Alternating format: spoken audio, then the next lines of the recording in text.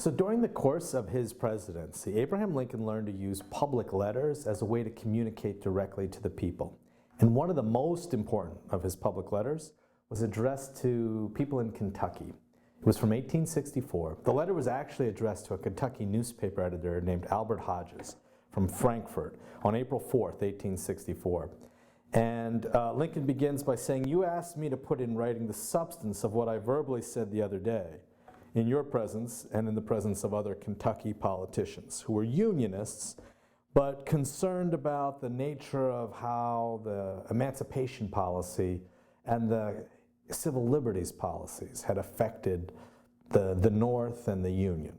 And so what Lincoln does now is he, in effect, summarizes how the war has changed him and where he stands. And it's a very compact description of his policy evolution.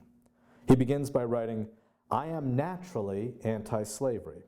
If slavery is not wrong, nothing is wrong. I cannot remember when I did not so think and feel."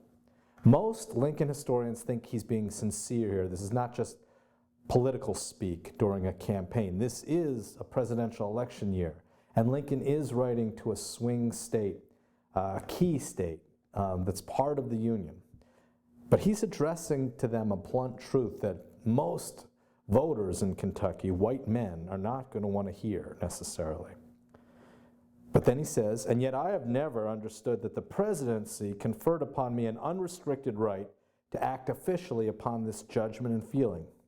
It was in the oath I took that I would, to the best of my ability, preserve, protect, and defend the Constitution of the United States. I could not take the office without taking the oath. Nor was it in my view that I might take an oath to get power and break the oath in using the power. I understood, too, that in ordinary civil administration, this oath forbade me to practically indulge my primary abstract judgment on the moral question of slavery." This is, for Lincoln, very critical. He has personal views and then public duties, and they can be different. He admits to the personal views, but defines his public duties by quoting from the oath he took when he was inaugurated as president. "I had publicly declared this many times and in many ways." And now, of course, he's referring to the most famous public letter he ever wrote, the open letter to Horace Greeley in August of 1862. "And I aver that to this day I have done no official act in mere deference to my abstract judgment and feeling on slavery." So you see how subtle this is. Even though he began by condemning slavery as wrong and saying he was always naturally anti-slavery, he is now explaining to a Kentucky audience that this is true, but it doesn't explain anything he's done as president. "I did understand, however, that my oath to preserve the Constitution to the best of my ability imposed upon me the duty of preserving by every indispensable means that government, that nation," he says, "of which the Constitution was the organic law."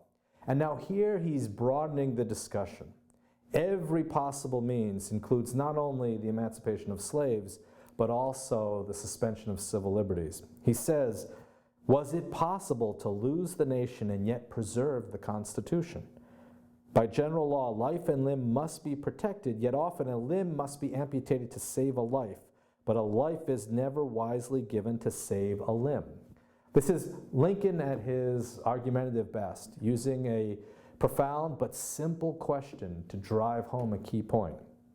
But notice what he does in the next sentence. He says, "I felt that measures otherwise unconstitutional might become lawful by becoming indispensable to the preservation of the Constitution through the preservation of the nation."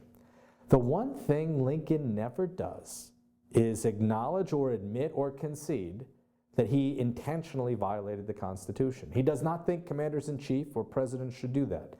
He does think, however, that measures otherwise unconstitutional could become so. They could change in a time of extreme crisis. Invasion or rebellion, for example, when it came to suspending civil liberties, or military necessity when it comes to freeing slaves, seizing property. "Right or wrong," Lincoln writes, "I assume this ground and now avow it. I could not feel that to the best of my ability I had even tried to preserve the Constitution if to save slavery or any minor matter I should permit the wreck of government, country, and Constitution altogether. Right or wrong, Lincoln says, I assume this ground. This is his position. He's arguing it in a series of public letters and statements, and it's up for the people to decide in the election. And then he describes how this all came about. When, early in the war, General John Fremont attempted military emancipation, I forbade it, because I did not think it an indispensable necessity. When, a little later, General Cameron, this is Simon Cameron, then Secretary of War, suggested arming the blacks, I objected, because I did not yet think it an indispensable necessity.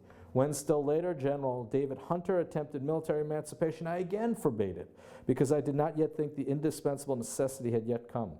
Now, this is only one version of the narrative, and it leaves out an awful lot, but it emphasizes how reluctant Lincoln was to be aggressive about emancipating slaves, how cautious he was.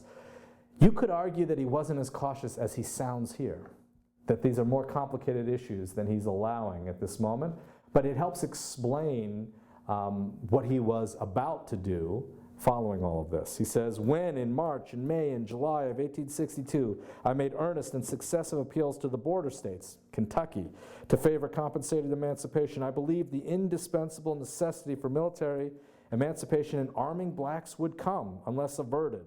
They declined the proposition, and I was, in my best judgment, driven to the alternative, and this is the stark choice Lincoln says he faced, of either surrendering the Union and with it the Constitution, or laying a strong hand upon the colored element, and I chose the latter. In choosing it, I hoped for greater gain than loss, but of this I was not entirely confident. Lincoln lays out what he considers to be a moderate case for how he came to emancipate the slaves and enroll them, enlist former slaves into the Union Army. And he's hoping that Kentucky voters will see this as reasonable. More than a year of trial now shows no loss by it in our foreign relations, none in our home popular sentiment, and none in our white military force. No loss by it anyhow or anywhere, he writes. On the contrary, it shows a gain of 130,000 soldiers, seamen, and laborers. There would be more to come. This is only April of '64. These are palpable facts, he wrote, real facts, about which, as facts, there can be no cavilling or arguing. We have the men, and we could not have had them without the measure. Now he is driving home a point in a very practical way.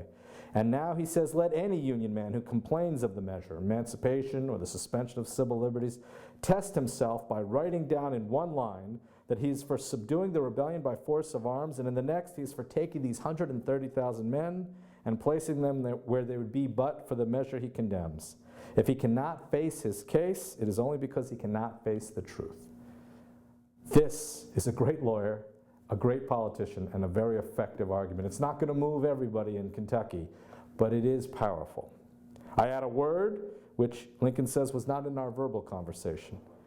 This is also a revealing sentiment. Lincoln says, in telling this tale, I attempt no compliment to my own sagacity or wisdom. And this is important. I claim not to have controlled events, but confess plainly that events have controlled me. You could read this as a kind of fatalism, or maybe passivity.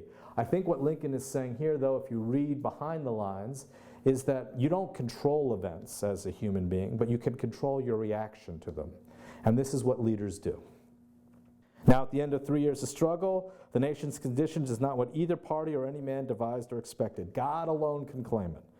Whether it is tending seems plain, meaning that things are looking better for the Union, better but not over.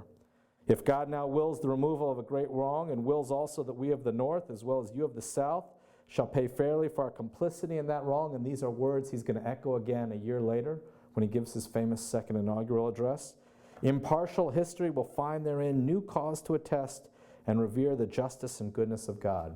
Lincoln has reached the stage in his presidency where he can be both argumentative and lawyerly, where he can be both personal and direct, and where he can also be kind of profound, solemn, almost religious. He's combined them all, these elements, in his greatest public writings. He wasn't always capable of this.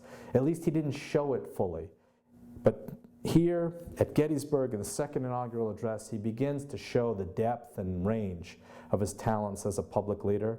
And that's why the Hodges letter in 1864 deserves to be considered one of Lincoln's greatest documents.